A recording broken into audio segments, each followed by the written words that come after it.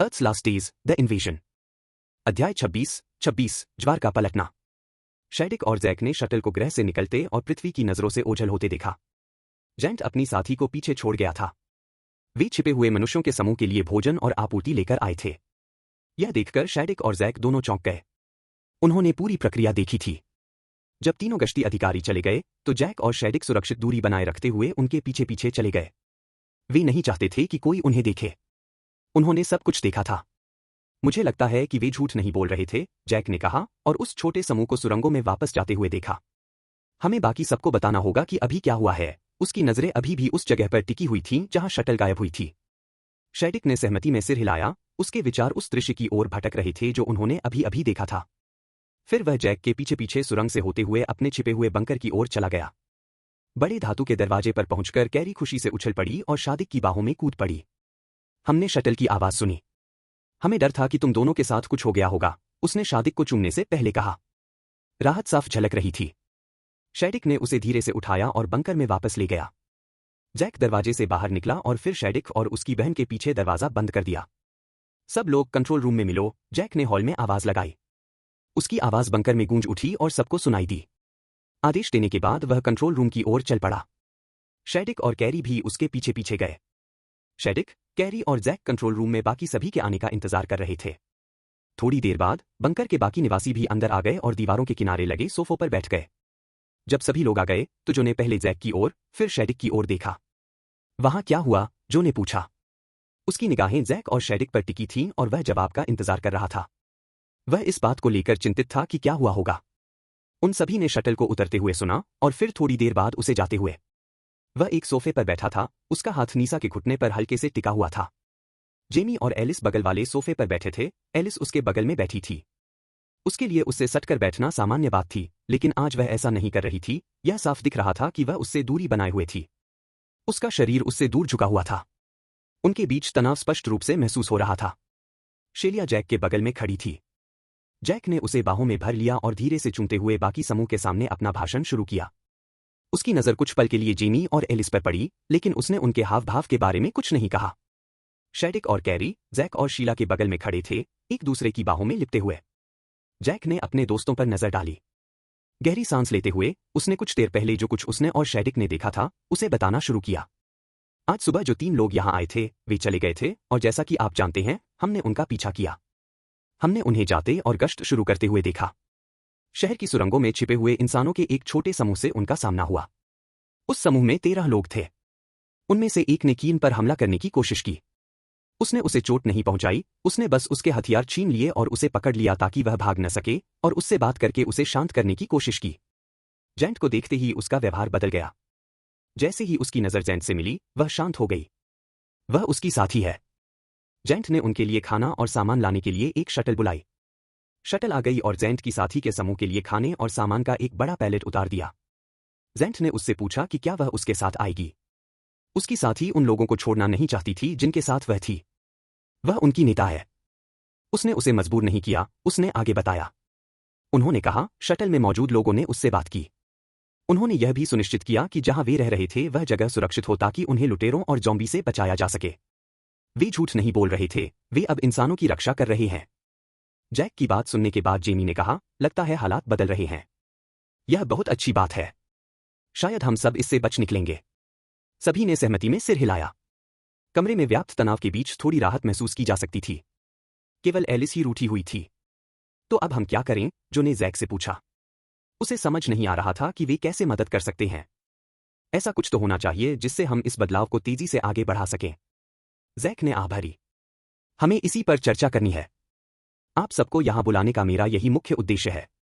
आप सबको यह जानना जरूरी था कि शैडिक और मैंने क्या देखा।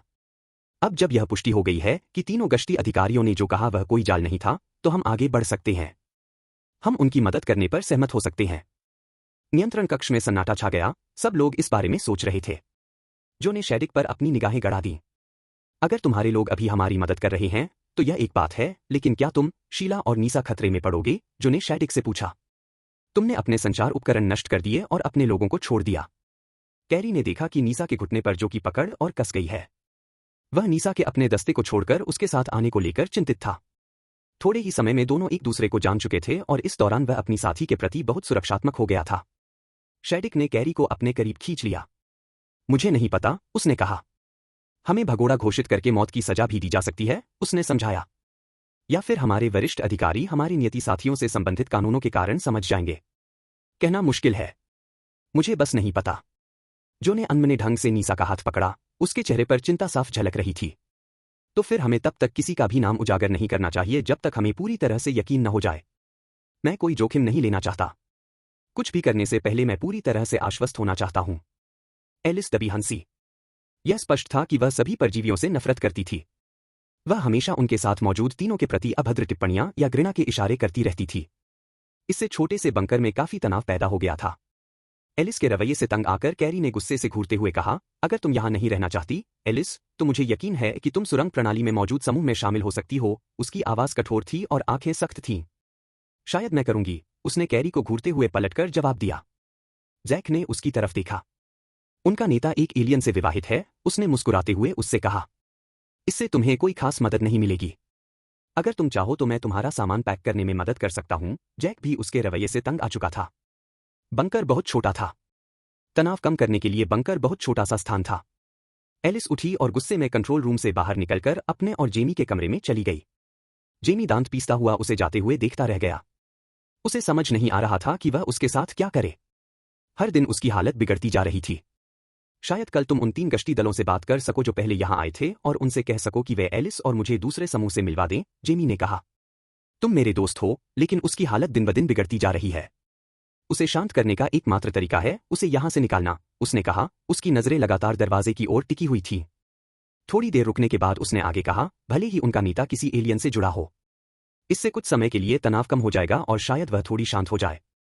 जेमी, यहां किसी को भी रुकने के लिए मजबूर नहीं किया जा रहा है। यहां तक कि उसे भी नहीं। अगर वह जाना चाहती है तो हम देखेंगे कि क्या रास्ता निकलता है। कल हम गश्ती दल पर नजर रखेंगे और उनसे बात करेंगे कि वे तुम दोनों को सुरंगों में मौजूद समूह से मिलवा दें। वे तुम्हें अपने साथ ले भी सकते हैं और नहीं भी। मुझे नहीं पता, लेकिन अगर तुम यही चाहते हो तो हम ऐसा ही करेंगे, जैक ने उससे कहा। वह अचानक मुस्कुराया। वैसे भी इस बंकर और उनकी सुरंगों के बीच बहुत कम दूरी है। तुम कहीं जाओगे नहीं, बस थोड़ी दूर हो जाओगे। धन्यवाद, उसने राहत भरी सांस लेते हुए कहा, फिर उठकर एलिस को ढूंढने के लिए चला गया। जैक ने जो की तरफ देखा। वह तुम्हारा भाई है। तुम्हें उससे बात करनी चाहिए। परिवार बहुत मायने रखता है। आजकल बहुत कम लोगों का परिवार बचा है। शायद तुम्हें उसे यह याद दिलाना चाहिए। मैं नहीं चाहता कि वह यह भूल जाए कि इस दुनिया में बहुत कम लोग ऐसे हैं जिनके परिवार जीवित हैं। जो ने सहमति में सिर हिलाया। उसने नीसा का हाथ चूमा और फिर उसे छोड़कर अपने छोटे भाई से बात करने के लिए बाहर चला गया। उसके पीले चेहरे पर दृढ़ निश्चय का भाव था। शैडिक ने जैक की ओर देखा। हम सुबह जाकर कीन, जेंट और वर्निसा को ढूंढ सकते हैं। अगर यह उनकी गश्त है तो उन्हें ढूंढना आसान होना चाहिए। हम उनसे जेमी और एलिस को जेंट के साथियों के समूह में शामिल करने के बारे में बात कर सकते हैं। हम उनसे यह भी पूछ सकते हैं कि वे उन लोगों के साथ क्या कर रहे हैं जिन्होंने अपने साथियों के लिए अपनी टुकड़ी छोड़ दी है, उसने बात खत्म करते हुए कहा। अगर जेमी और एलिस दूसरे समूह में शामिल हो जाते हैं तो दूसरों को शीला, नीसा और मेरे बारे में पता चल सकता है। हमें अभी तक यह नहीं पता है कि हम पर देशद्रोह या भगोड़ा होने का आरोप लगेगा या नहीं। इससे हम खतरे में पड़ सकते हैं। हमें गश्त दल को यह बताना होगा। अगर कुछ भी हो तो वे कुछ छानबीन कर सकते हैं और हमें बता सकते हैं कि उन्हें क्या पता चलता है। डैक ने कंट्रोल रूम में बचे हुए दोस्तों की ओर देखा। सभी ने सहमति में सिर हिलाया। सहमत हैं। अध्याय 27, जेमी और एलिस। बंकर में सन्नाटा पसरा हुआ था, कोई कुछ नहीं बोल रहा था। जेमी और एलिस ने अपना बैग पैक कर लिया था और सुरंगों में जाने के लिए तैयार थे। शैडिक और जैक तो अभी तक गश्ती दल को ढूंढने के लिए बाहर भी नहीं गए थे। उनका पहले से ही सामान पैक करके जाने के लिए तैयार रहना बाकी समूह को अच्छा नहीं लगा। यह स्पष्ट था कि वे अपने दोस्तों और भाई को पीछे छोड़ने के लिए बेचैन थे। शैडिक और जैक बड़े धातु के दरवाजे की ओर बढ़े। उनकी होल्स्टर में ब्लास्टर थे और पीठ पर धारदार माचेटी बंधी हुई थी। उन्हें एलियंस के बारे में चिंता करने की जरूरत नहीं थी, जिसका अभी पता चलना बाकी था, लेकिन उन्हें ज़ॉम्बी और लुटेरों के बारे में जरूर चिंता करनी थी। कैरी ने दरवाजा बंद कर दिया, बस सुरंग में झांकने के लिए थोड़ी सी जगह खुली छोड़ दी। जेमी और एलिस बड़े धातु के दरवाजे के बगल में सोफे पर बैठे इंतजार कर रहे थे। वे सभी शैडिक और जैक के खबर लेकर लौटने का इंतजार कर रहे थे। शैडिक और जैक सुरंग से होते हुए छिपे हुए प्रवेश द्वार की ओर बढ़े। उनका लक्ष्य जेंट, कीर्न और वर्निसा को ढूंढना था ताकि वे एलिस और जेमी को जेंट के साथी के बचे हुए लोगों के समूह में शामिल करने के बारे में बात कर सकें। छिपे हुए प्रवेश द्वार से अंदर घुसकर वे आसमान की ओर देखने लगे, उस शटल के किसी भी संकेत का इंतजार करते हुए जो उन 3 गश्ती सैनिकों को उतारेगी। वे सुरंगों में जाकर बचे हुए लोगों से खुद पूछ सकते थे, लेकिन उन्होंने सोचा कि कहीं उन्हें लूटपाट करने वाले लुटेरे न समझ लिया जाए। वे ऐसा नहीं चाहते थे। एक तेज गूंज सुनाई दी। जैक और शेरिक ने ऊपर देखा। शटल नीचे उतर रही थी। वे छिपकर अंधेरे में चले गए ताकि कोई उन्हें देख न सके और शटल के उतरने का इंतजार करने लगे। तीनों गश्ती दल के जवान शटल से बाहर निकले, फिर वह वापस उड़ गई, जिससे तीनों एलियन वहीं खड़े रह गए और ऊपर की ओर उसे देखते रहे। शटल के नजरों से ओझल होते ही शेरिक और जैक तीनों गश्ती दल के जवानों की ओर चल पड़े। जैसे ही वे करीब आए, तीनों गश्ती दल ने उनकी आवाज सुन ली। तेजी से मुड़कर उन्होंने एक साथ अपने ब्लास्टर उठा लिए। जैसे ही उन्होंने देखा कि कौन उनकी ओर आ रहा है, उन्होंने अपने ब्लास्टर वापस रख लिए और फिर उनकी ओर चलकर आधे रास्ते में उनसे मिले। हमारा इरादा आपको डराने का नहीं था, जैक ने कहना शुरू किया। हम बाहर इसलिए आए थे क्योंकि हमें आपसे बात करनी थी। कीर्न आगे बढ़ा। उसने कहा, आपने हमें चौंकाया नहीं। अनजान आवाजों पर किसी और तरीके से प्रतिक्रिया देना बहुत खतरनाक है। शेरिक ने अपनी बाहें मोड़ ली और एक भौं ऊपर उठा ली। ठीक है, उसके शब्दों में व्यंग्य साफ झलक रहा था। एक मानव जोड़ा है जो जैंट की साथी के समूह में शामिल होना चाहता है। महिला को हमारे समुदाय के साथ रहने में परेशानी हो रही है। पुरुष उसे अपने साथ ले जाना चाहता है ताकि वह शांत हो जाए, उसने आगे कहा। हम चाहते हैं कि जैंट अपनी साथी से बात करके उन्हें समूह में शामिल होने की अनुमति दे दे। हाँ, मैं उससे पूछ लूंगी। उनके साथ बच्चे हैं, इसलिए यह कहना मुश्किल है कि वे बाहरी लोगों को चाहेंगे। अगर इससे मदद मिलती है तो मैं उनके लिए जमानत दे सकती हूं, जैंट ने कहा। समूह मुड़ा और सुरंगों की ओर चल पड़ा। वहां पहुंचने से ठीक पहले जैंट रुक गया। यहीं रुको, मैं पहले अकेले जाता हूं। समूह के बाकी लोग जैंट को सुरंग के प्रवेश द्वार से भागते हुए देखते रहे और फिर वह नजरों से ओझल हो गया। 20 मिनट बाद वह एक छोटी, लाल बालों वाली लड़की के साथ फिर से प्रकट हुआ। लड़की ने शेरिक और जैक को घूर कर देखा। उसने पूछा, क्या तुम दोनों एक दूसरे के साथ रिलेशनशिप में हो? जैक हंस पड़ा। नहीं, ये शेरिक है, मेरी बहन का साथी। मेरी साथी भी उसी की तरह है, उसका नाम शीला है, उसने मुस्कुराते हुए कहा। हमारे बीच एक मानव जोड़ा और 3 मिश्रित जोड़े हैं। हमारे मानव जोड़े को हमारे गैरमानव साथियों से कुछ समस्याएं हैं, खासकर एलिस से। जेमी उसके व्यवहार से नाराज है, लेकिन उसे लगता है कि उसे शांत करने का एकमात्र तरीका उसे वहां से निकालना है। हम यह देखना चाहते थे कि क्या आप उन्हें अपने साथ शामिल होने देंगे। लाल बालों वाली लड़की ने कुछ पल उसे गौर से देखा, फिर अपना हाथ आगे बढ़ाया। मैं टीना हूं। मैं 13 लोगों के एक छोटे समूह की मुखिया हूं। मुझे अपने दोस्तों के पास ले चलो। मैं पहले उनसे बात करना चाहती हूं, फिर मैं अपने लोगों से बात करना चाहती हूं। अगर मुझे वे पसंद नहीं आए तो नहीं। अगर मुझे वे पसंद आए और मेरे लोगों को वे पसंद नहीं आए तो भी नहीं। सभी फैसले हमारे पूरे समूह में लिए जाते हैं, उसने दृढ़ता से कहा। यह सुनकर शेरिक मुस्कुराया। जैक हमारा नेता है। वह भी इसी तरह से काम करता है। कोई भी निर्णय लेने से पहले पूरी टीम से सलाह ली जाती है। टीना ने शेरिक की ओर देखा, वह अब तक के सभी लोगों में सबसे लंबा था, 7 फीट 6 इंच की प्रभावशाली लंबाई के साथ। उसने मुस्कुराते हुए हाथ से इशारा किया। चलो, मुझे उनके पास ले चलो, मेरे पास पूरा दिन नहीं है, उसने उन्हें आगे बढ़ने के लिए कहते हुए कहा। जैक फिर हंस पड़ा, उसे यह लड़की पसंद आ गई थी। उसे पता चल गया था कि वह एक बेहतरीन लीडर है। जैक और शेरिक उस लड़की, टीना को गुप्त सुरंग से होते हुए विशाल धातु के सुरक्षा द्वार तक ले गए। वाह, यह तो कमाल है, उसने बंकर के दरवाजे को देखते हुए कहा। मैं बहुत प्रभावित हुई। कोई तो तैयार था। दरवाजा खुल गया और कैरी बाहर आकर सीधे शेरिक के पास चली गई। उसने उसे अपनी बाहों में भर लिया और झुककर धीरे से उसे चुमा। टीना ने अपनी हरी आंखों में लालसा लिए देखा। वह भी उसी तरह खुलकर बात करना चाहती थी। जैक सुरक्षा द्वार से अंदर चला गया और बाकी लोगों को भी पीछे आने का इशारा किया। अंदर पहुंचते ही वह चिल्लाया, नियंत्रण कक्ष में सब लोग। हमारे यहां मेहमान आए हैं। जैक ने टीना की ओर देखा और कंधे उचका दिए। हमारा बंकर छोटा है। सबसे पहले शीला अंदर आई और सीधे जैक के पास गई। जैक ने उसे बाहों में भर लिया और अभिवादन के तौर पर थोड़ा झुककर उसे चुमा। टीना दोनों जोड़ों को उत्सुकता से देख रही थी। उसे उनकी नजदीकी और एक दूसरे के प्रति उनका कोमल व्यवहार अच्छा लगा। इसके बाद जो और नीसा आए, जिन्होंने मेहमानों को हल्के से सिर हिलाकर अभिवादन किया और फिर एक सोफे पर साथ बैठ गए। जो ने नीसा पर हाथ रखा हुआ था, लेकिन बाकी दोनों जोड़ों की तरह उसे चूमने की कोशिश नहीं की। टीना ने गौर किया कि वह अपने अंगूठे से उसके हाथ को धीरे से सहला रहा था। वह उससे प्यार करता था।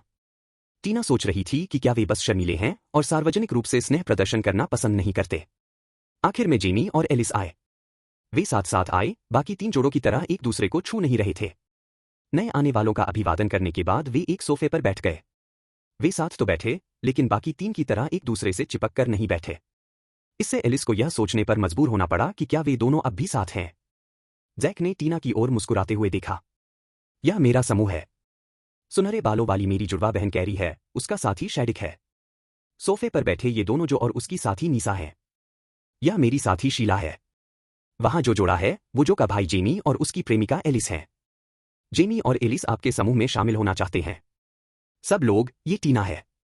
वह दूसरे समूह का नेतृत्व करती है, जैक ने परिचय कराया। हाय, आप सब, उसने हाथ हिलाते हुए कहा। फिर उसने जेमी और एलिस की तरफ देखा।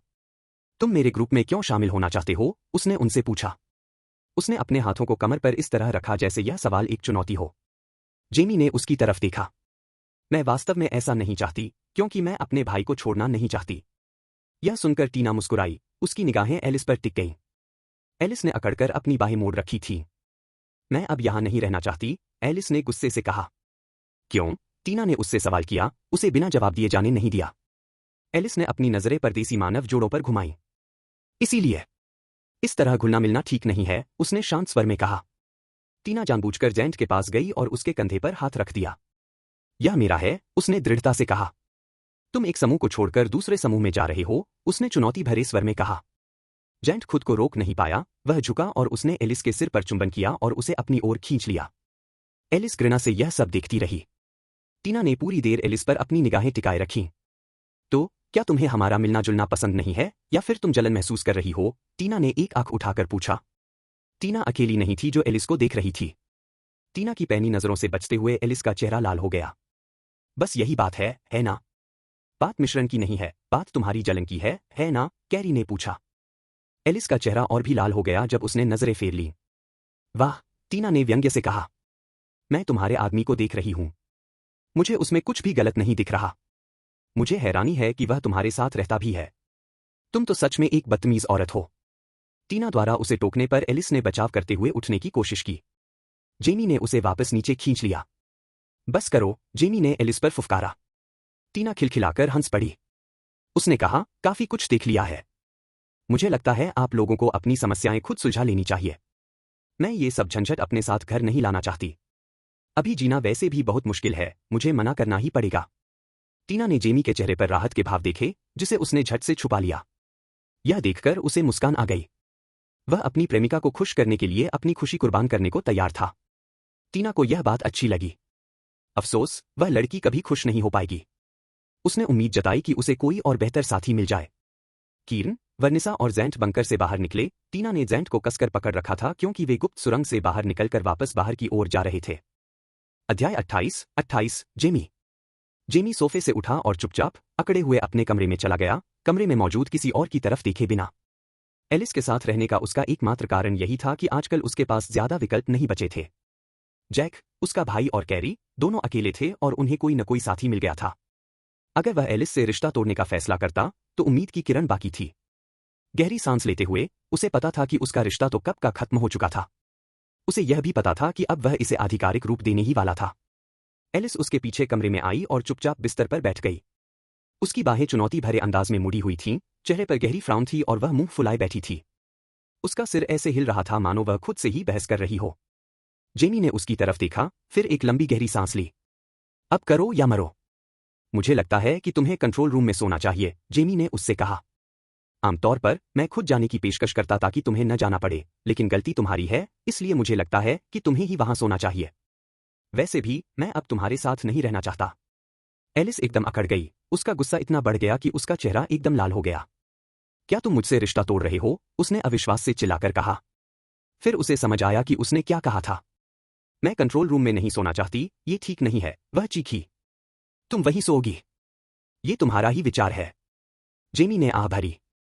उसे उससे झगड़ना बिल्कुल पसंद नहीं था। उसकी आदत को जानते हुए ज्यादातर मामलों में हार मान लेना ही आसान होता था, लेकिन इस बार नहीं। उस लड़की टीना के साथ तुमने जो बर्ताव किया, उसके लिए तुम ही जिम्मेदार हो कि दूसरे ग्रुप ने हमें नहीं चाहा। तुम ही हो जो मुझे कमतर समझती हो। मुझे पता है कि तुम्हें एक दिन कोई और मिल जाएगा। मुझे भी मिल जाएगा। जैक, कैरी और मेरे भाई को मिल चुका है, इससे पता चलता है कि यह मुमकिन है। लेकिन सबसे ज्यादा दुख इस बात का है कि तुम किसी और के रिश्ते से जल रही हो, जबकि तुम्हें हमारे रिश्ते की चिंता करनी चाहिए थी। जेमी की बातों की परवाह न करते हुए वह खड़ी हो गई। उसका चेहरा गुस्से से लाल था। उसके दांत भींचे हुए थे। मैं दैक से बात करने जा रही हूं। तुम मुझे कमरे से बाहर नहीं निकाल सकते, उसने गुस्से से चिल्लाते हुए कहा। जैसे किसी ने बुलाया हो, जैक अंदर आया, तभी एलिस के चिल्लाने पर उसने अपना नाम सुना। कोई समस्या है क्या? उसने दोनों को देखते हुए पूछा। एलिस के चेहरे पर गुस्सा और जेमी के चेहरे पर निराशा साफ दिख रही थी। जेमी मुझे कमरे से बाहर निकाल रहा है। वो कहता है कि मुझे कंट्रोल रूम में सोना होगा। वो ऐसा नहीं कर सकता, उसने जोर से शिकायत की। उसका गुस्सा जल्दी ही शांत हो गया। वो नाटक कर रही थी, अपनी बात मनवाने की कोशिश कर रही थी। दोनों आदमियों को यह बात साफ समझ आ गई थी। जैक दीवार से टिककर उन दोनों को देख रहा था। उसने शांत स्वर में बात की, किसी का पक्ष लेने का कोई संकेत नहीं दिया। इससे एलिस को और भी मौका मिल जाता। जेमी, कृपया समझाओ कि क्या हो रहा है। आह भरते हुए जेमी ने निराशा में अपने बालों में हाथ फेरा। उसका चेहरा पीला पड़ गया था। उसकी आंखें भावहीन थीं। मुझे लगता है कि एलिस को दूसरे कमरे में सोना चाहिए। आमतौर पर मैं उसे यह सुझाव देता, लेकिन गलती उसकी है। उसके रवैये की वजह से ही वह इस बंकर से बाहर नहीं निकल पा रही है। यह भी एक कारण है कि मैं उसके लिए उपयुक्त नहीं हूं। मुझे नहीं लगता कि मैंने कुछ ऐसा गलत किया है जिसके कारण मुझे यहां से जाना पड़े। मुझे लगता है कि पूरी तरह से गलती उसकी है, इसलिए उसे ही जाना चाहिए, उसने समझाया। वह जल्दी जल्दी बोल रहा था, मानो हड़बड़ी में अपनी बात कह रहा हो। जैक ने एलिस की तरफ देखा, उसके चेहरे पर घमंडी मुस्कान थी। एलिस, तुम कंट्रोल रूम में सो सकती हो। मैंने तुम्हें अपने बंकर से इसलिए नहीं निकाला क्योंकि जेमी की वजह से। मैंने अभी अभी टीना नाम की उस लड़की के साथ जो कुछ देखा, मुझे लगता है कि तुम किस्मत वाली हो कि अभी भी मेरे बंकर में हो, उसने ठंडे लहजे में उससे कहा। तुम कुछ समय से बदतमीजी कर रही हो, सिर्फ आज से नहीं। अगर हमारी दुनिया इतनी खराब न हुई होती, तो मैं तुम्हें हफ्तों पहले ही निकाल देता। एलिस का चेहरा पीला पड़ गया और उसका घमंड गायब हो गया। उसका गुस्सा फिर से भड़क उठा। ठीक है, वह गुस्से से बोली और एक नखरेबाज बच्चे की तरह पैर पटकते हुए दरवाजे से बाहर निकल गई। मुझे उसके लिए बहुत दुख है, जेमी ने उससे कहा। मुझे नहीं पता कि अब मुझे क्या करना चाहिए। मैं समझता हूं। हम सबने देखा है। हम ज्यादा कुछ नहीं कर सकते। उसे बंकर से बाहर निकालना उसके लिए बहुत खतरनाक होगा, जैक ने कहना शुरू किया। मुझे यह कहते हुए बुरा लग रहा है, लेकिन मुझे खुशी है कि टीना ने तुम्हारा प्रस्ताव ठुकरा दिया। मैं नहीं चाहता था कि तुम्हें जाना पड़े, जैक ने अपना सिर सहलाया। वैसे भी, सच कहूं तो कैरी उसे लात मारने के लिए लगभग तैयार है, उसने उस दरवाजे की ओर देखते हुए कहा जहां से एलिस अभी अभी निकली थी। जेमी अपनी हंसी नहीं रोक पाया। हाँ, मैं भी, वह एक पल के लिए रुका, उसकी आवाज धीमी थी। मैंने हम सबको बचाने के लिए कभी आपका शुक्रिया अदा नहीं किया, जेमी ने उससे कहा। अगर आप नहीं होते, तो हम सब मर चुके होते। दैक ने अपने दोस्त की तरफ देखा। मुझे धन्यवाद देने की जरूरत नहीं है। मुझे बस इस बात का अफसोस है कि मैं और कुछ नहीं कर सका। उसकी आवाज धीमी थी, उन सभी को याद करते हुए जो खो गए थे। सभी लोग नियंत्रण कक्ष में बैठकर खाना खा रहे थे। चारों ओर सन्नाटा था, केवल चबाने की आवाज सुनाई दे रही थी। जैक ने अचानक कहा, मुझे नहीं लगता कि अब रात में दरवाजे पर किसी को पहरा देने की जरूरत है, जब तक कि आप में से कोई इसे जारी रखने का कोई कारण न बता दे। जो ने कमरे में नजर घुमाई, लेकिन किसी को बोलते हुए नहीं सुना। मुझे लगता है हमें एक चौकीदार की जरूरत है। हमें अभी भी ज़ॉम्बी और लुटेरों से सावधान रहना है, उसने उन्हें याद दिलाया। और हमें नहीं पता कि नीसा के लोग उन्हें जाने पर मार डालेंगे या नहीं। अगर कोई दरवाजे पर खड़ा होगा, तो हमें जल्द ही पता चल जाएगा कि कोई अंदर आने की कोशिश कर रहा है। अभी भी जोड़ी में ही बैठोगे? जेमी ने एलिस की तरफ चुपके से देखते हुए पूछा। जिस तरह से वह बर्ताव कर रही थी, उसे देखते हुए वह 4 घंटे उसके बगल में नहीं बैठना चाहता था। वह यह सब बर्दाश्त नहीं करना चाहता था। जो ने अपने भाई की तरफ देखा, उसे ये कहना पड़ रहा था, पर उसे अफसोस था, फिर भी उसने कह दिया। हाँ, मुझे लगता है कि जोड़ियां सबसे अच्छी होती हैं। अगर कुछ हो जाए, तो 2 लोग बाकी लोगों को एक से ज्यादा तेजी से जगा सकते हैं। जैमी ने सिर हिलाया। वह जानता था कि उसका भाई सही कह रहा है। बस उसे यह बात पसंद नहीं आई। हाँ, मुझे पता है, उसने अपने खाने से खेलते हुए कहा। उसकी आवाज में उदासी झलक रही थी। उन्होंने चुपचाप अपना खाना खत्म किया। लड़कियां सफाई करने लगीं, जबकि लड़कों ने बारी बारी से पहरा देने का समय तय किया। जेमी ने तय किया कि वह एलिस के साथ पहले जाकर काम निपटा लेगा। उसे पता था कि अगर वह नहीं गया तो वह जागता रहेगा और इसके बारे में चिंता करता रहेगा। पहले जाकर उसने सोचा कि शायद उसे थोड़ी नींद मिल जाए। जो ने शैडिक से पूछा, तुम्हारे लोग अब हम इंसानों का शिकार नहीं कर रहे हैं, तो तुम्हें क्या लगता है कि आगे क्या होगा? शैडिक ने कंधे उचकाते हुए कहा, मुझे नहीं पता। हमें कभी पता नहीं चला कि अगर हम उन्हें हमसे आमने सामने होने देते तो नीसा, शीला और मुझ पर भगोड़ापन का आरोप लगता या नहीं। मुझे उम्मीद है ऐसा नहीं होगा। जब तक हमें पक्का पता नहीं चल जाता, तब तक तुम उनसे आमने सामने नहीं आओगे। मैं तुम्हारे साथ रहने की वजह से तुम्हें खोना नहीं चाहती, कैरी ने शैडिक को घूरते हुए गुस्से से कहा। कमरे में मौजूद हर किसी को यह स्पष्ट था कि उसके शब्दों ने उसे भावुक कर दिया था। उसने उसे अपनी गोद में खींच लिया और धीरे से चूमा। मैं तुम्हें छोड़कर नहीं जाऊंगा। कैरी उससे लिपट गई, अपना सिर उसकी छाती पर टिका दिया और मुस्कुराने लगी। हमें कैसे पता चलेगा कि आप लोगों के लिए अपने ही लोगों के साथ यहां रहना सुरक्षित है या नहीं? जो ने आगे पूछा। वह बातचीत में जो सुन रहा था उससे संतुष्ट नहीं था। उसकी चिंता उसे सता रही थी। हमें पता लगाना होगा। उन्हें पता है कि हम कहाँ हैं, उसने कहा। वे यहां आकर हम सबको मार सकते हैं, उसने नीसा का हाथ अपने हाथ में खींचते हुए कहा। मैं नहीं चाहता कि वे नीसा को नुकसान पहुंचाएं, उसने धीरे से कहा। नीसा ने अपना दूसरा हाथ उनके जुड़े हुए हाथों पर रख दिया। हम सावधान रहेंगे, उसने धीरे से कहा। उसके होठों पर आई मुस्कान को वह रोक नहीं पाई। उसकी भलाई के लिए उसकी चिंता ने नीसा के दिल को छू लिया। कल शैडिक और मैं बाहर जाकर कीन, वर्निसा और जैंट से बात करें तो कैसा रहेगा? देखते हैं वे क्या कहते हैं, जैक ने सुझाव दिया, फिर पुष्टि के लिए शैडिक की ओर देखा। शैडिक ने सिर हिलाया। मुझे लगता है कि यही एकमात्र तरीका है जिससे हम पता लगा पाएंगे। मैं निश्चित रूप से जानना चाहता हूं और किसी के हमें मारने के लिए यहां भेजे जाने का इंतजार नहीं करना चाहता। अगर आपको कोई आपत्ति न हो तो मैं आप लोगों के साथ चलना चाहता हूं। मुझे थोड़ी ताज़ी हवा चाहिए, जेमी बोला। उसे एलिस से कुछ समय के लिए दूर रहने की जरूरत थी। बंकर छोटा था, इसलिए ऐसा करना मुश्किल था। यह उनके बीच के तनाव को कम करने का एक मौका था। शैडिक और जैक ने एक दूसरे को देखा और कंधे उचका दिए। जेमी के उनके साथ न जाने का कोई कारण नहीं था। जैक ने जो की ओर देखा, जिसने सिर हिलाकर उनके बीच के मौन प्रश्न का उत्तर दिया। अपने भाई को सहमति देखकर उसने जेमी को भी सिर हिलाकर कहा, ठीक है, जब जाने का समय हो तो तैयार रहना। अध्याय 29, बेड़े के कमांडर का आगमन। जैक, शैडिक और जेमी बंकर से बाहर निकलकर 3 गश्ती सैनिकों को ढूंढने निकल पड़े। उन्हें अपने एलियन दोस्तों की सुरक्षा के लिए जानकारी चाहिए थी। वे ज़ॉम्बी से सामना होने की स्थिति में ब्लास्टर और 2 धारदार माचेटी से लैस थे। लंबी सुरंग से बाहर निकलते ही उन्हें शटल के ऊपर से गुजरने की तेज आवाज सुनाई दी। तीनों एकदम जम गए और जल्दी से छिप गए ताकि कोई उन्हें देख न ले। वे किसी भी कीमत पर किसी गलत व्यक्ति के हाथों पकड़े जाने का जोखिम नहीं उठाना चाहते थे। वे छाया में खड़े होकर शटल को उतरते हुए देखते रहे और तीनों सैनिकों को उसके चौड़े धातु के दरवाजे से बाहर निकलते हुए देखा। कुछ ही देर बाद शटल ऊपर उठी और बादलों के ऊपर ओझल हो गई। शटल के नजरों से ओझल होते ही तीनों कीन, वर्निसा और जैंट की ओर चल पड़े। जैक, शैडिक और जेमी को उनके पास पहुंचने से पहले ही देख लिया गया था। वे रुके नहीं, बल्कि उनकी ओर चलने लगे। तीनों सैनिक भी उनकी ओर बढ़े और बीच रास्ते में उनसे मिले। हमें जानकारी चाहिए, जैक ने तब चिल्लाकर कहा जब बाकी तीनों सुनने लायक दूरी पर आ गए थे। बोलते समय उसकी आवाज दृढ़ थी। जब तीनों जैक के पास पहुंचे तो उन्होंने आखिरकार जवाब दिया। ठीक है, किस तरह की जानकारी? यह कीर्न था जिसने बात की। कीर्न देखने में तो उदासीन लग रहा था, लेकिन उसकी आंखों से पता चल रहा था कि वह इस बात को लेकर चिंतित था कि वे उनसे किस तरह की जानकारी हासिल करने की कोशिश कर रहे हैं। हमें यह जानना जरूरी है कि अगर शैडिक, नीसा और शीला यहां पकड़े गए तो क्या होगा। हम उन्हें सुरक्षित रखना चाहते हैं। क्या उन्हें हिरासत में लिया जाएगा और भागने के लिए उन पर आरोप लगाया जाएगा? जैक ने तीनों सैनिकों पर नजर रखते हुए पूछा।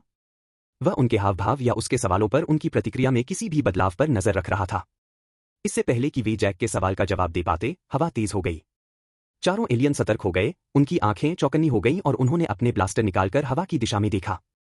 उन्हें हवा में जहरीले खून की दुर्गंध महसूस हुई और वे समझ गए कि वह करीब आ रही है। लड़ने के लिए तैयार हो जाओ, शैडिक ने सपाट स्वर में कहा। उसकी काली आंखें आसपास का जायजा ले रही थीं। ज़ॉम्बी आसपास ही हैं। मुझे उनकी गंध आ रही है। वे करीब आ रहे हैं। जैक और जेमी ने अपने ब्लास्टर निकाले और आसानी से निकालने के लिए अपनी माचेटी की पट्टियां खोल दी। उन्होंने उस दिशा में नजर घुमाई जिस ओर बाकी लोग ध्यान केंद्रित कर रहे थे। हवा की दिशा से लगभग 2 दर्जन ज़ॉम्बी उनकी ओर बढ़ रहे थे। जैसे जैसे वे नजदीक आते गए, उनकी गुर्राहट सुनाई देने लगी। तुरंत ही इंसानों और एलियंस ने ज़ॉम्बी के उस बड़े समूह पर अपने ब्लास्टर से गोलियां चलाना शुरू कर दिया, ताकि वे ज्यादा से ज्यादा ज़ॉम्बी को मार गिरा सकें, इससे पहले कि वे बहुत करीब पहुंच जाए। अगर वे उनके बहुत करीब पहुंच जाते तो ज़ॉम्बी का वह बड़ा समूह उन्हें आसानी से हरा सकता था। जेमी ने देखा कि एलियंस अपने ब्लास्टर के अलावा कोई और हथियार नहीं लाए थे।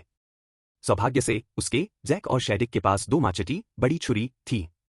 वे तीनों एलियंस को, जिनके पास कोई अतिरिक्त हथियार नहीं था, अपनी अपनी एक माचेटी दे सकते थे। इससे उनकी जान बच सकती थी। जैसे ही उन पर गोलियों की बौछार हुई, ज़ॉम्बियों का विशाल झुंड उनकी ओर दौड़ पड़ा। एक एक करके वे जमीन पर गिरते गए और उनके गिरने पर कई जगहों पर बड़े बड़े काले गड्ढे बन गए, जिनसे हरे रंग का खून रिसने लगा। तीनों एलियंस के मन में डर बैठ गया जब उन्हें एहसास हुआ कि ज़ॉम्बी उनके बहुत करीब आ रहे हैं और उनके ब्लास्टर अब कारगर नहीं होंगे। उन्होंने अब तक केवल 1/3 ज़ॉम्बी ही मारे थे। जेमी ने अपनी एक माचेटी निकाली और उसे पास खड़े एलियन को दे दिया। वह कीर्न था। उसने जेमी से माचेटी ली और उसे कसकर पकड़ लिया, साथ ही अपने ब्लास्टर से गोली चलाता रहा ताकि जॉम्बी के और करीब आने से पहले ही वह और जॉम्बी मार गिरा सके। जैक और शेडिक ने जेमी को कीर्न को अपनी एक माचेटी देते हुए देखा। उन्होंने भी वैसा ही किया और अपनी अपनी माचेटी उन बचे हुए एलियंस को दे दी जिनके पास माचेटी नहीं थी। एक हाथ में ब्लास्टर और दूसरे में माचेटी लिए उन्होंने जॉम्बीज पर गोलियां बरसाईं और वार किए। जॉम्बीज लगातार हमला करते रहे, ब्लास्टर्स और कटे हुए अंगों को नजरअंदाज करते रहे। यह साफ था कि उन्हें दर्द महसूस नहीं हो रहा था। एक जॉम्बी ने वर्निसा को काटने की कोशिश की और उसके कंधे का एक हिस्सा फाड़ दिया, जिससे हरा खून जमीन पर टपकने लगा। खून की गंध ने जॉम्बी को और भी हिंसक बना दिया, जिससे वे खून के स्रोत की ओर बेतहाशा बढ़ने लगे और बाकी सभी को नजरअंदाज कर दिया। वर्निसा की रक्षा करने की कोशिश में आदमी अपने माचेटी लहराते हुए ब्लास्टर से तेजी से गोलियां चला रहे थे। जॉम्बी बहुत ज्यादा थे, जिससे बचाव करना मुश्किल हो रहा था। जेमी बेतहाशा वार कर जॉम्बी को काटने की कोशिश कर रहा था। हर वार के साथ जॉम्बी के अंग कट रहे थे।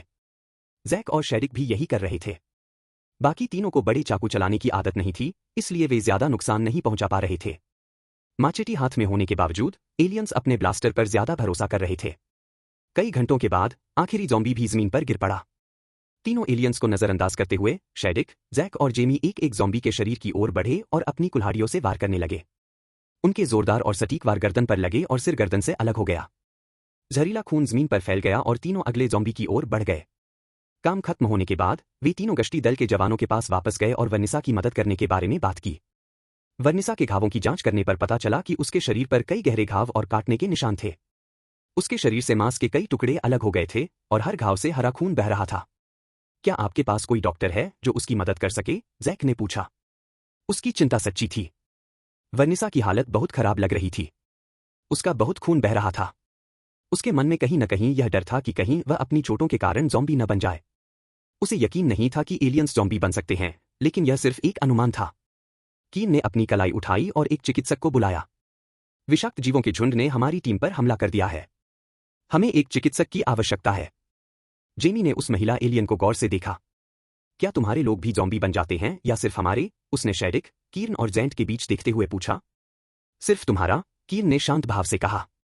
एक बार उसका इलाज हो जाए तो वह ठीक हो जाएगी। तुमने मरे हुओं का सिर क्यों काट दिया? जेंट ने उन दोनों की ओर देखते हुए पूछा। उसने देखा था कि उन्होंने वर्निसा को नजरअंदाज कर दिया और दूसरों की तरफ देखे बिना ही जॉम्बियों के पास जाकर उनका सिर काटने लगे। अगर आप जीवित नहीं रहते हैं तो जॉम्बी भी जीवित रहने की प्रवृत्ति रखते हैं, शेडिक ने समझाया। उनके ऊपर एक तेज गूंज सुनाई दी। यह पास आते हुए शटल की आवाज थी। आने वाले शटल से छिपने का समय अब निकल चुका था। क्या शेडिक ठीक रहेगा? जेमी और जैक ने अपने एलियन दोस्त के लिए चिंतित होकर बाकी दोनों से पूछा। कीन ने जैक और जेमी की ओर देखा। उसके चेहरे पर चिंता झलक रही थी। मुझे नहीं पता। लापता अधिकारियों में से कोई भी नहीं मिला है। हम तुम्हारे साथ मौजूद 3 लोगों के बारे में जानते हैं, लेकिन हमने कुछ नहीं कहा। हमें नहीं पता कि आगे क्या होगा, उसने ईमानदारी से उनसे कहा। मैं कैरी को लेने जा रहा हूं, जेमी ने कहा। अगर वे उसे उसके साथ देख लेते हैं तो शायद इससे मदद मिल सकती है। जेमी के बंकर की ओर दौड़ते हुए निकल जाने पर जैक ने सिर हिलाया। शटल के उतरने और चिकित्सक के बाहर आने तक जेमी कैरी के साथ वापस आ चुका था। वे दोनों सुरंगों से तेजी से बाहर भागे थे। कैरी तुरंत शेडिक के पास गई और उसके सामने सुरक्षात्मक मुद्रा में खड़ी हो गई। चिकित्साकर्मी वर्निसा की मदद करने में इतने मग्न थे कि उन्हें इस बात का एहसास ही नहीं हुआ कि कैरी और जेमी वहां आ चुके हैं। कीर्न खड़ा हो गया। एक और शटल आ रही है, उसने कैरी से फुसफुसाते हुए कहा। वे शेडिक की वजह से आ रहे हैं। कैरी ने भौहें चढ़ाई। धन्यवाद, कैरी ने कीर्न से कहा और शेडिक के कंधे पर हाथ रख दिया। वह डर से कांप रही थी। यह डर उसके लिए नहीं, बल्कि उसके साथी के लिए था। वह सोच रही थी कि उन्हें यह कैसे पता चला कि शेडिक उनके साथ है। कुछ ही क्षणों में शटल के इंजनों की आवाज सुनाई दी। आकाश से नीचे उतरते समय उसकी तेज गूंज हवा में गूंज उठी। कुछ ही पलों में वह उतरा और बड़ा दरवाजा खुल गया, जिससे एक चौड़ा रैंप बन गया। कुछ पल की खामोशी के बाद एक लंबा आदमी अपने पीछे 4 गार्डों के साथ बाहर आया। यह स्पष्ट था कि वह व्यक्ति उच्च पद का था।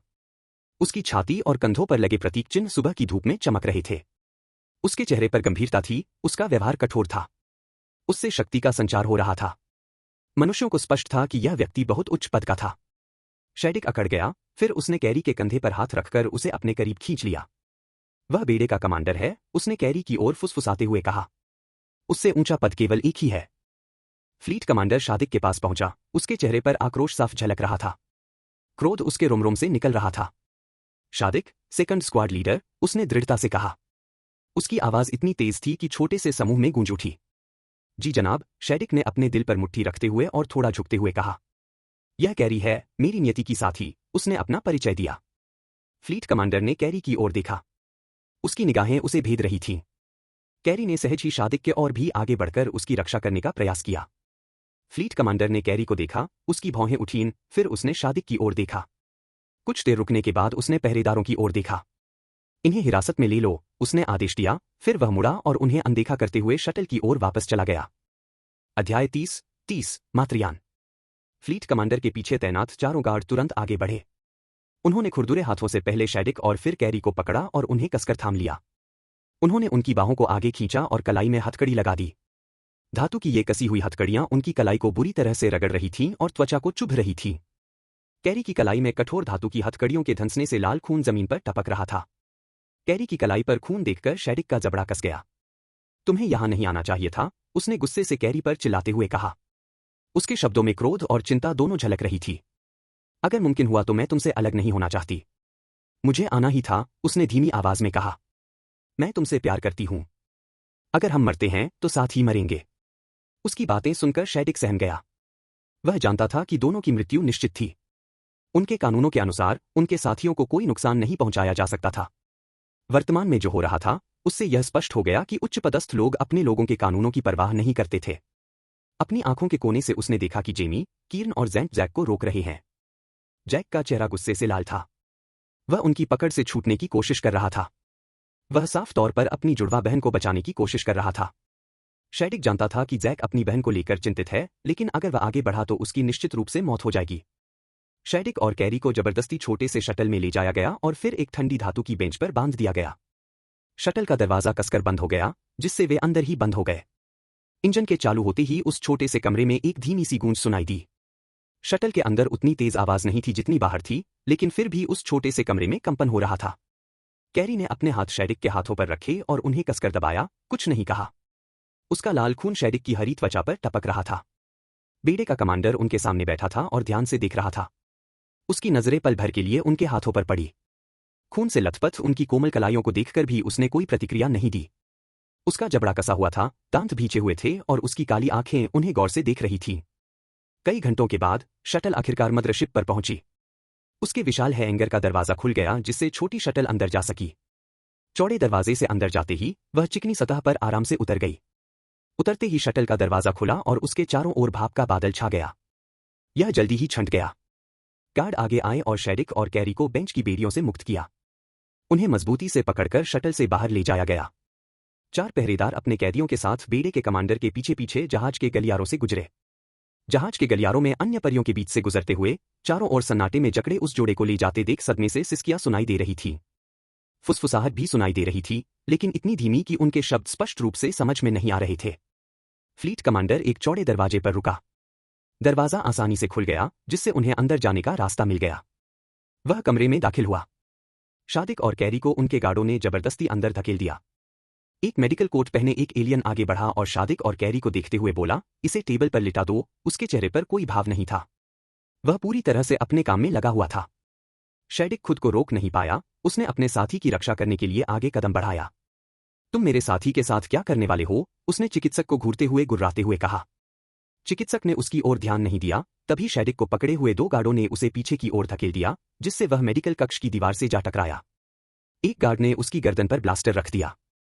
यह हिलने डुलने से मना करने की चेतावनी थी। कैरी के 2 गार्डों ने उसे जबरदस्ती उठाकर जांच की मेज पर लिटा दिया। वह ठंडी धातु की एक सपाट पटिया थी। गार्डों ने उसे कसकर पकड़ रखा था, ठंडी स्टील पर इतनी जोर से कि उसके शरीर पर निशान पड़ गए। दर्द से उसकी आंखों में पानी आ गया। वह कुछ नहीं कर सकती थी।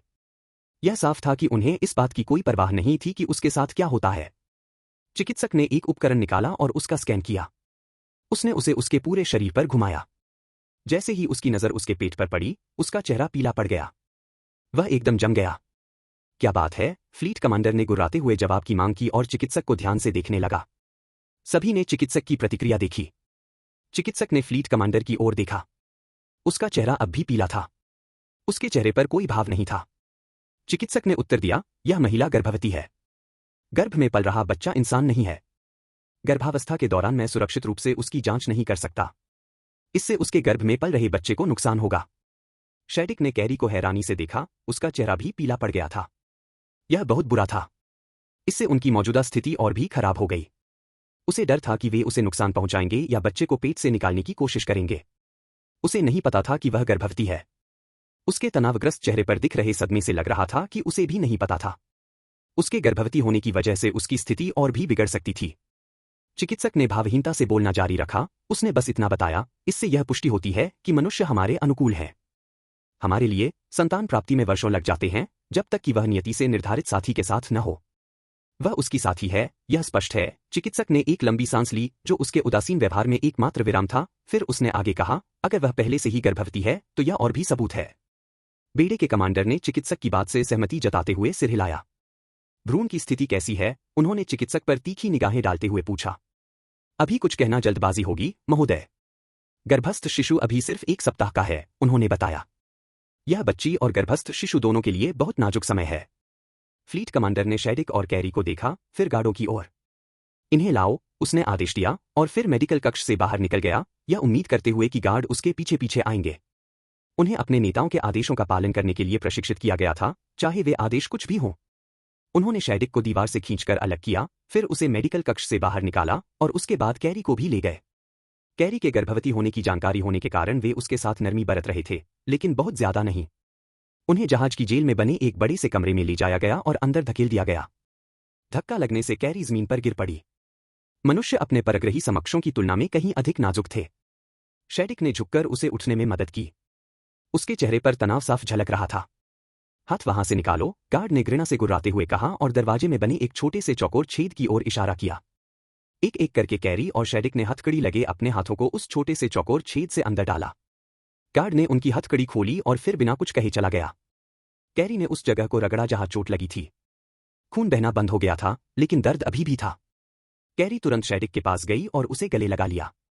क्या उन्हें नहीं पता कि मां पर पड़ने वाला तनाव बच्चे की जान ले सकता है? उसने शैडिक की छाती पर सिर रखकर रोते हुए कहा। अगर वे हमें अलग कर दें या आपको नुकसान पहुंचाएं तो मैं इसे सहन नहीं कर पाऊंगी। शैडिक ने उसे धीरे से उठाया, छोटे से धातु के पलंग पर लिटाया और अपनी गोद में बिठा लिया।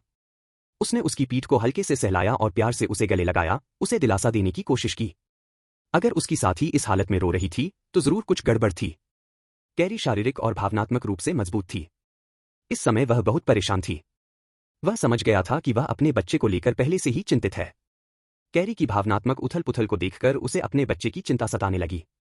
उसका तनाव ही गर्भ को समाप्त करने के लिए काफी हो सकता था। कैरी और शैडिक लगभग 1 घंटे तक उसी तरह सख्त धातु के बिस्तर पर बैठे रहे, तभी उनकी कोठरी के सामने एक परछाई दिखाई दी। जब उन्होंने ऊपर देखा तो वह फ्लीट कमांडर था। तुम दोनों से पूछताछ की जाएगी। तुम्हारे समूह में और भी लोग हैं। मैं जानना चाहता हूं कि वे कहाँ हैं, उसने गुर्राते हुए कहा। उन्हें स्पष्ट था कि बेड़े के कमांडर को केवल वही जानकारी चाहिए थी जिसकी उसे तलाश थी। उसे इस बात की कोई परवाह नहीं थी कि इससे कैरी की नाजुक हालत पर क्या असर पड़ेगा, न ही उसके गर्भ में पल रहे बच्चे पर। शैडिक ने फ्लीट कमांडर की ओर देखे बिना कहा, मैं करूंगा, कैरी नहीं करेगी। हमें नहीं पता कि सीरम उसे या भ्रूण को नुकसान पहुंचाएगा या नहीं। यह हमारी प्रजाति के लिए बनाया गया था, उसकी प्रजाति के लिए नहीं। बेड़े के कमांडर ने शैडिक की चिंताओं पर ध्यान दिए बिना पीछे हटते हुए आदेश दिया, इन्हें हथकड़ी लगाओ। कोठरी का दरवाजा सरक कर खुल गया और गार्ड अंदर आ गए। शैडिक ने उनका विरोध नहीं किया। उसे डर था कि अगर उसने विरोध किया तो वे कैरी और उनके बच्चे को नुकसान पहुंचाएंगे। हथकड़ी लगाने के बाद गार्ड 2 धातु की कुर्सियां लेकर आए जिन पर बंधन लगे हुए थे। कैरी और शैडिक को एक एक कुर्सी पर बिठाकर बांध दिया गया। चिकित्सक आगे बढ़ा और फ्लीट कमांडर के आदेश का इंतजार करने लगा कि उन्हें सत्य निवारक का इंजेक्शन लगाया जाए। यह वही चिकित्सक था जिसने कैरी की जांच की थी। उसे इससे मत छुओ, इससे उसे और बच्चे को नुकसान हो सकता है, शैडिक चिल्लाया, उसके शब्दों में डर साफ झलक रहा था। वह इंसान है, यह इंसानों के लिए नहीं बना है। शैडिक के विरोध को अनसुना करते हुए फ्लीट कमांडर ने चिकित्सक की ओर देखा। इन्हें इंजेक्शन लगाओ, उसने आदेश दिया।